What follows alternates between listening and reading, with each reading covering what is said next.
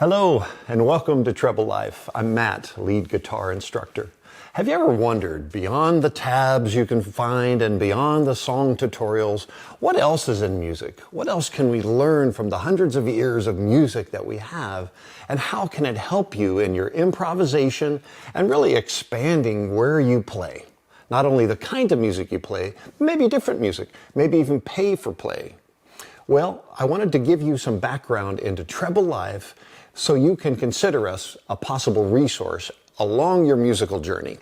So let's start a little bit with me, because a lot of this came from my personal experiences. I have 50 years of playing, which is a long time. I started with the classical piano, which was kind of traditional back in those days, and to learn Bach and Beethoven, but I really had an eye towards Keith Emerson of Emerson, Lake and Palmer. I mean, who wouldn't? Keith Emerson, Carl Palmer, and on the drums. That's just amazing musicianship. I moved on to the flute. I loved the piano, but I started playing the flute because of influences from Jethro Tull, and eventually fell in love with the guitar, predominantly because of Led Zeppelin and Jimmy Page, and I was so moved by what he played. And I not only wanted to try to duplicate it, I wanted to understand how he created what he created. How was the second album, the third album so different as guitarists, and what I could do to understand that. And that's what I want Treble Life to be. And that's what I want Treble Life to be for you along your musical journey. Secondarily, we're called Treble Life because that's where you and I live. We live in the treble clef, the G clef. When you see the treble clef, that's our home. We live in the treble clef every day, all day. Now this brings up a really important question and comment from me is, should we learn to read music?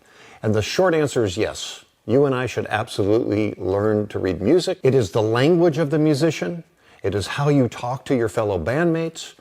And it is how you can possibly expand into not only more volunteer work, but possibly also pay for play. It's also a wonderful means to contribute to a songwriter. If a songwriter has put that much time into a song and notated it, as I show here in the example, then you and I should be able to read it. Now, I think it's important to note that I am not a sight reader. You cannot give me music and play it immediately.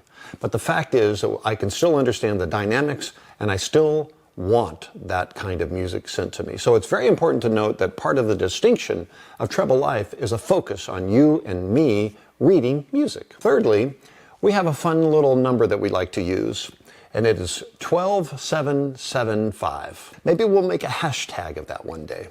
The 12 represent 12 notes in our musical system, devised around 1923 and consisting of A, B, C, D, E, F, G, 7 natural notes, and 5 notes that sit in between.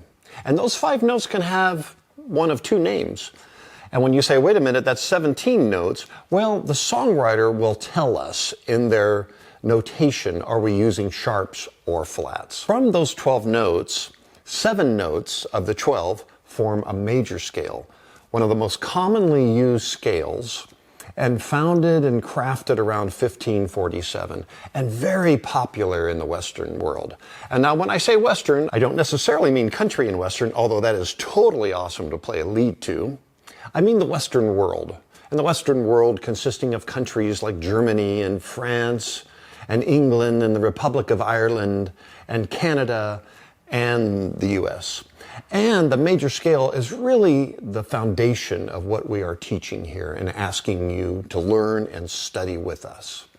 From the 7 notes of the major scale come 7 unique patterns, starting on each of the unique notes from the major scale.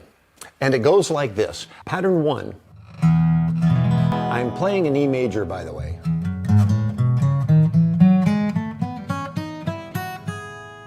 Pattern 2.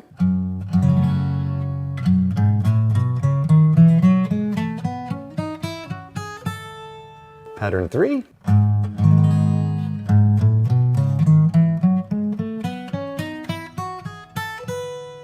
Pattern 4.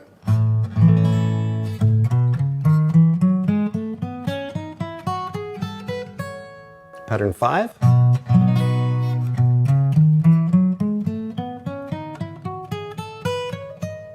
Pattern 6, a little bit faster now. Pattern 7. And then it begins all again. So the patterns connect the entirety of the fretboard and they overlap. Now you may ask a question, is this the modes or what's also referred to as the church modes?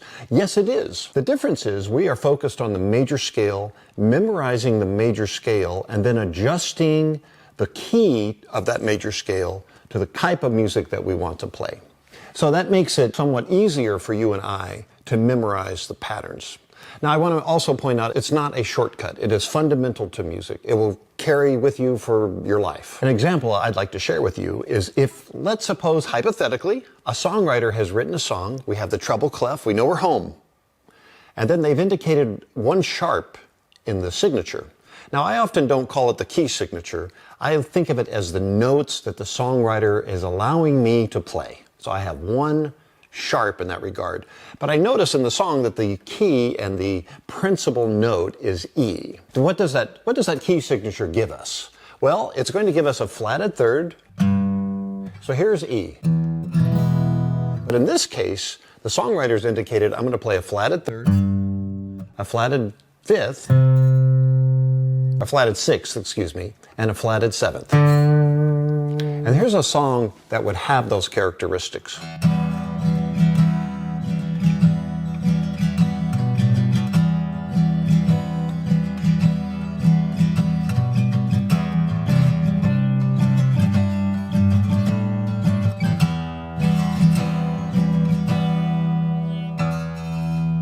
That's an example of how patterns based on the major scale can not only give us a wonderful foundation to learn the major scale itself, but also to apply to other styles of music, and really all popular styles of music, from jazz and rock to metal to country and western to whatever pattern, whatever popular music we have.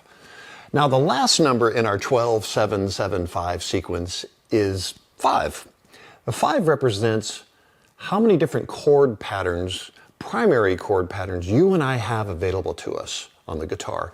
And you could think of them, if you think of E and A and C and G and D, those are patterns that you've seen many, many times. But you and I need to know them across all of the notes on the guitar. And you would say, why would we want to do that? Well, first of all, let me show you an example of what those 5 might look like in the key of G, and I'm playing G major. Also, I'm not a big fan of thirds. We'll do another video on why I don't care for thirds, but I'm not a big fan of thirds, so I try to leave them out where I can. Here's an example of playing G on the lower frets. Sounds perfectly fine. Here's another example. Another example of 5. And in this case, I'm playing a B as a bass. Here's another example. And all of these look very similar to, very familiar to you and I. And then the last example. All of those were Gs, G major, but played at different fret locations. And you might say, why? Well, sometimes you will hear from your conductor, from the sound engineer, that things sound muddy.